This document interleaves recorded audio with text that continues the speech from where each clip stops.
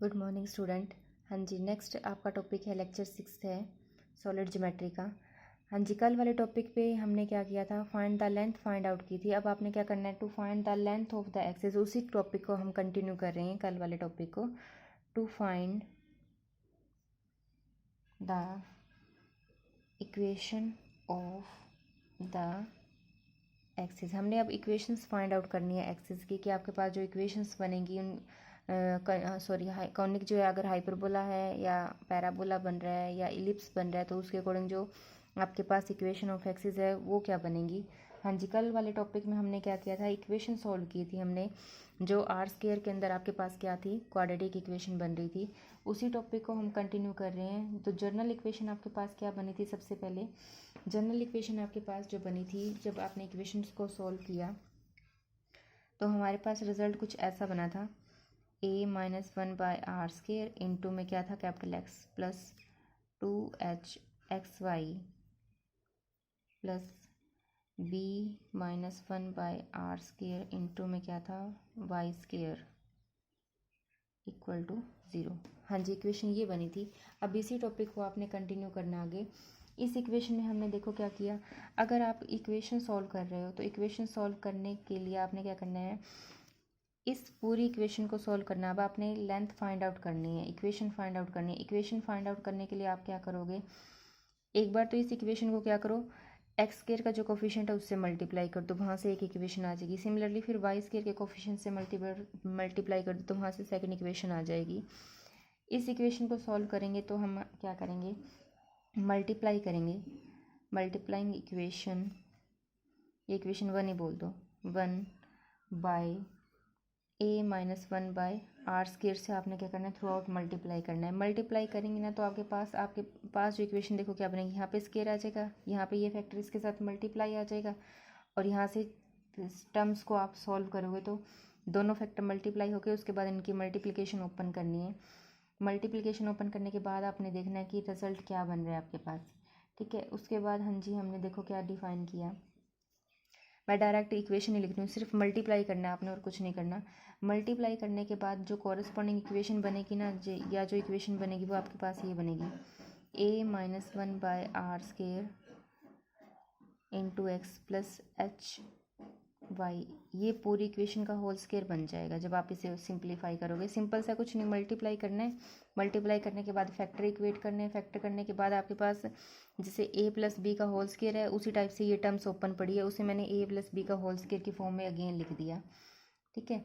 हाँ जी, यहाँ से इक्वेशन क्या बन जाएगी, a-1/r² x plus hy equal to 0। ये इक्वेशन नंबर आपके पास 2 बन गई। हाँ जी, अब इस इक्वेशन की कॉरेस्पॉन्डिंग आपके पास क्या थी, आर की 2 वैल्यूज़ थी।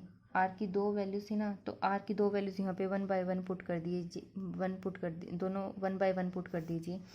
तो पहले क्या आएगी,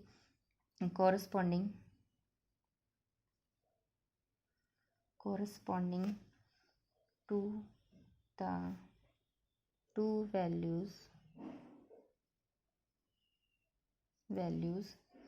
r1² एंड r2², ठीक है।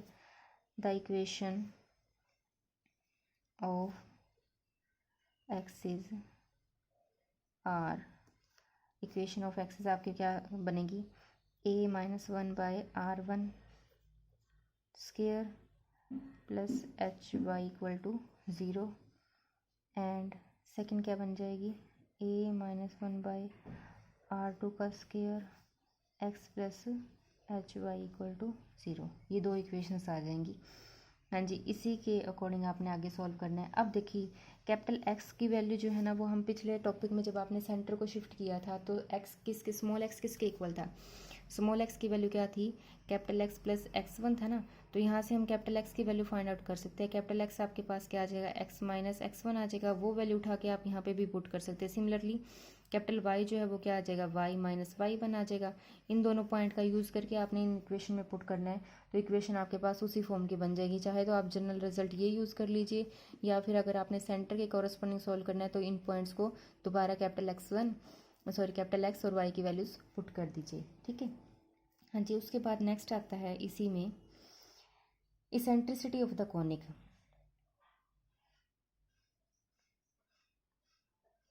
Eccentricity of the conic, eccentricity हम फाइंड आउट करेंगे अगर आपके पास क्या है, इलिप्स है।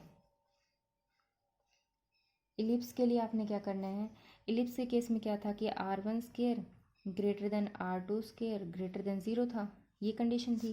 ठीक है, तो इसमें e जो है ना वो आपके पास कैसे गिवन होगा, देयरफॉर e की वैल्यू जो है वो आपके पास कैसे आएगी, देखो e is given by, e को मैं सेंट्रिसिटी बोल रही हूँ, r2² किसके इक्वल आ जाएगा, r1² into 1 minus e²।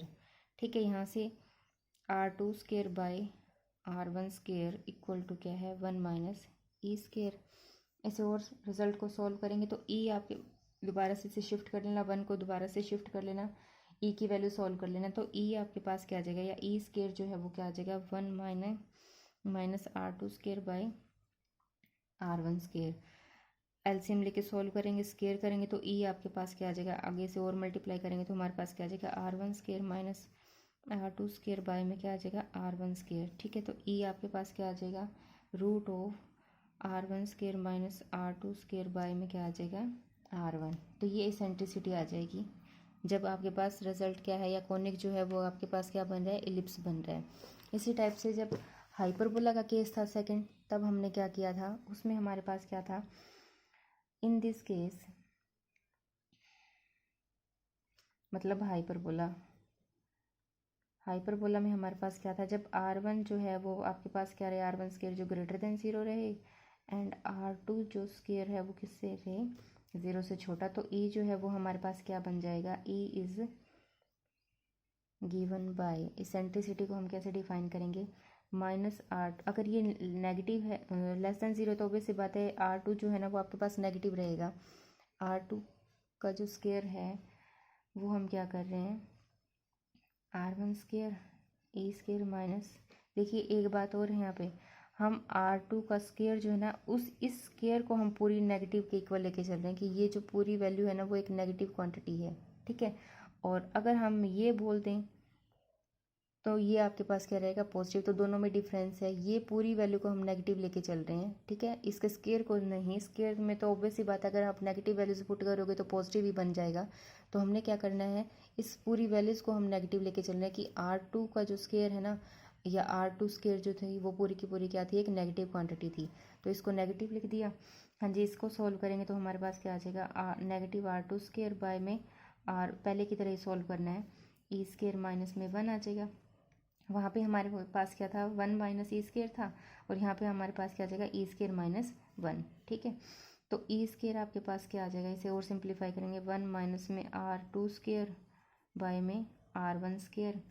Similarly LCM लेके सॉल्व करेंगे तो क्या आ जाएगा, r1² माइनस r2² बाय में क्या आ जाएगा, r1²।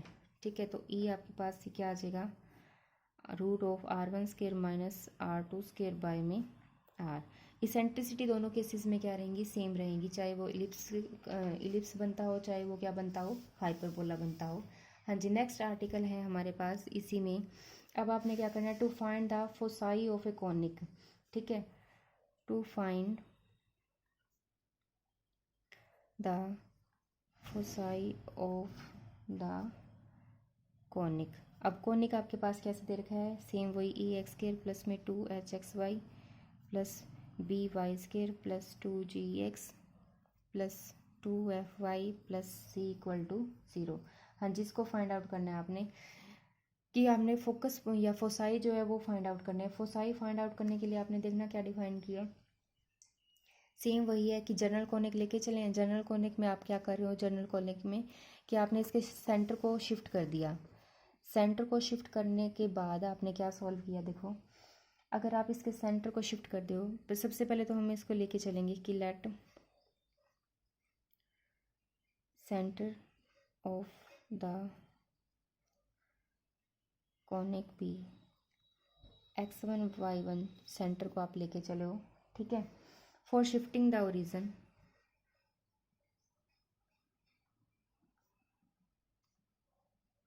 ओरिजिन को आप शिफ्ट कर रहे हो एट पॉइंट जिस पे आप शिफ्ट करना चाहते हो x1, y1 पे हमें इससे शिफ्ट करना है। तो सेम वही है कि x का कोऑर्डिनेट क्या बन जाएगा और y का बन जाएगा y capital Y plus y1। ठीक है, अब ये दोनों पॉइंट जब आप गिवन कॉनिक में पुट करें तो सेम पिछले आर्टिकल के अकॉर्डिंग इक्वेशन रिड्यूस होकर क्या आ जाएगी, इक्वेशन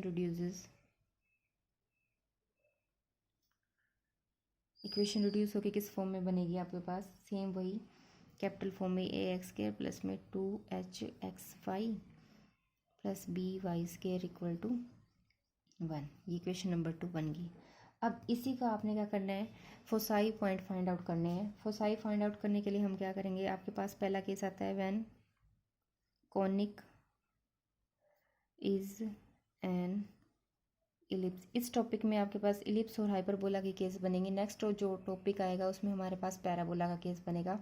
हाँ जी, जब कॉनिक जो है वो आपके पास क्या करे, इलिप्स को रिप्रेजेंट करे, इलिप्स को रिप्रेजेंट करेगा तो उसमें आपने क्या करना है, वैसे तो देखो जनरल सा इसमें एक रिजल्ट के अकॉर्डिंग डायग्राम के अकॉर्डिंग क्या बता रखा है कि एक्स एक्सिस और वाई एक्सिस हम लेके चल रहे हैं। इलिप्स के दो फोसाई ले लिए, मान लेते हैं एक पॉइंट एस है, ये एस डैश है, ये दो फोसाई पॉइंट ले लिए। ठीक है,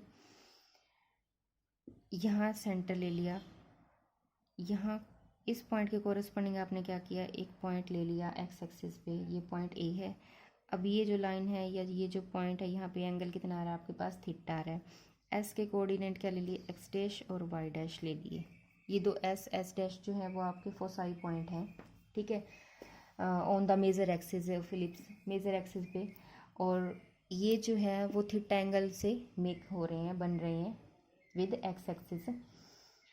इसको फाइंड आउट करने के लिए आपने क्या करना है, देखो अब हमारे पास क्या है कि एस सी और ए, ये एक राइट एंगल ट्रायंगल बन रहा है, तो यहाँ से आपने क्या करना है, कोस थीटा और साइन थीटा फाइंड आउट करने हैं। ठीक है, अब देखो सबसे पहले हम क्या डिफाइन कर रहे हैं, वर्डिंग सेम वही है, let c b the centre, c आपके पास सेंटर है, एस और एस डैश जो है वो आपके पास क्या रहेंगे, टू फोसाई रहेंगे on the major axis which make an angle theta with the x axis. X axis के क्या कर रहे हैं, वो एंगल मेक कर रहे हैं। हाँ जी, देखो late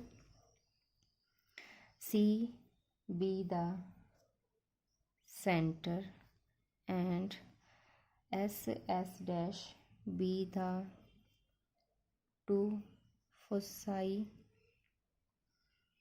on the major axis which makes an angle theta with x axis. ठीक है, हाँ जी, एक्स एक्सिस के साथ थीटा एंगल मेक कर रही हैं। अब आपने क्या करना है, इन राइट एंगल ट्रायंगल में आपने कोस थीटा और साइन थीटा के रिजल्ट को सॉल्व करना है। कोस थीटा और साइन थीटा के रिजल्ट को सॉल्व करने के बाद देखो क्या रिजल्ट आएगा आपके पास, कोऑर्डिनेट्स आ जाएंगे फोसाई के।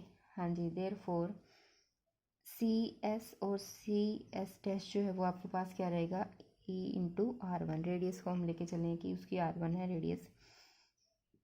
Late x dash y dash be the coordinates of s. S के कोऑर्डिनेट्स हमने एक्स डैश और वाई डैश ले लिए। हाँ जी, इन राइट एंगल ट्रायंगल कौन सा बन गया आपके पास, सी ए एस की बात करें तो कोस थीटा आपके पास क्या बन जाएगा, c a by c s, और साइन थीटा क्या बन जाएगा, a s by c S.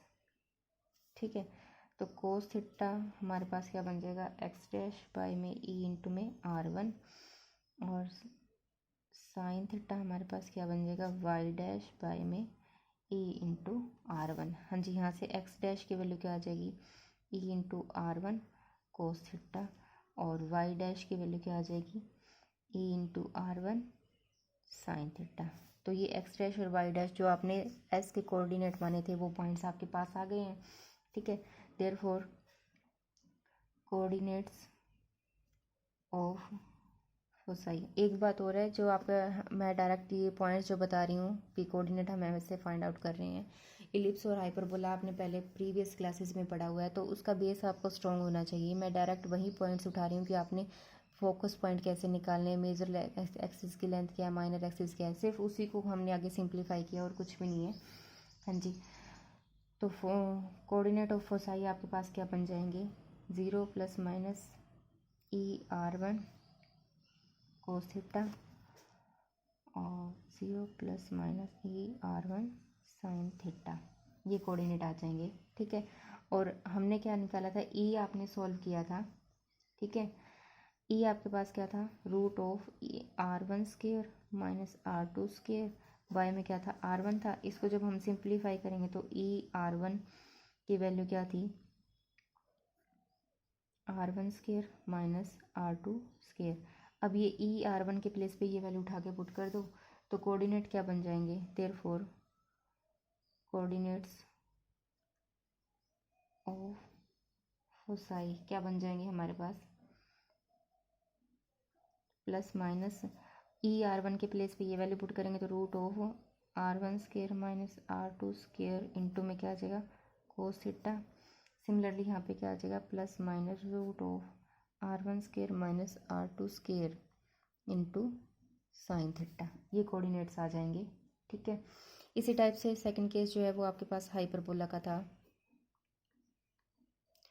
Hyperbola में भी सेम वही प्रोसेस करनी है। हाइपरबोला के भी कोऑर्डिनेट क्या रहेंगे, सेम ही रहेंगे। इसमें भी आपने क्या करना है कि आपके पास जो रिजल्ट बनेगा ना, थीटा जो एंगल है वो इंक्लिनेशन ऑफ बनेगा। किसका इंक्लिनेशन बनेगा, transverse axis with the x axis की, transverse axis with x axis में हम डिफाइन कर रहे हैं। तो उसमें सेम इसी केस को आपने प्रोसीड करना है। इसी केस को आप जब प्रोसीड करोगे तो आपके पास रिजल्ट जो बनेगा ना वो सेम यही बनेगा कि कोऑर्डिनेट जो है वो सेम बनेंगे आपके। अब इसमें देखो, आप नए कोऑर्डिनेट के अकॉर्डिंग जब आप इसे सॉल्व करोगे ना तो सेम यहाँ पे क्या आ जाएगा, नए कोऑर्डिनेट में आपके पास इसी में एक पॉइंट और रह गया था, उसमें आपके पास क्या बन जाएगा, with reference of original coordinate. ठीक है, with refer to the original system बोल दो। अब उसमें हमने क्या किया था, सिस्टम को ओरिजिन को शिफ्ट किया था ना x1 y1 कोऑर्डिनेट में, तो आपके पास कोऑर्डिनेट ऐसे बनेंगे फिर R1² - R2² इंटू में cos theta, y1 ± √R1² - R2² into sine theta. ये कोऑर्डिनेट आ जाएंगे नए सिस्टम के अकॉर्डिंग, फोसाई के कोऑर्डिनेट। इसी टाइप से ये सारा ही प्रोसेस आपने किसके लिए करना है, हाइपरबोला के केस में करना है। हाइपरबोला के केस में भी सेम ही बनेगा आपके पास सारा, as it is same topic बनेगा हाइपरबोला में। बस उसमें आपके पास क्या आ जाएगा, थीटा एंगल जो बनेगा ना वो inclination of transversus axis with the x axis होगा। बाकी प्रोसेस सेम ऐसे करना है। आज के टॉपिक में इतना ही स्टूडेंट्स।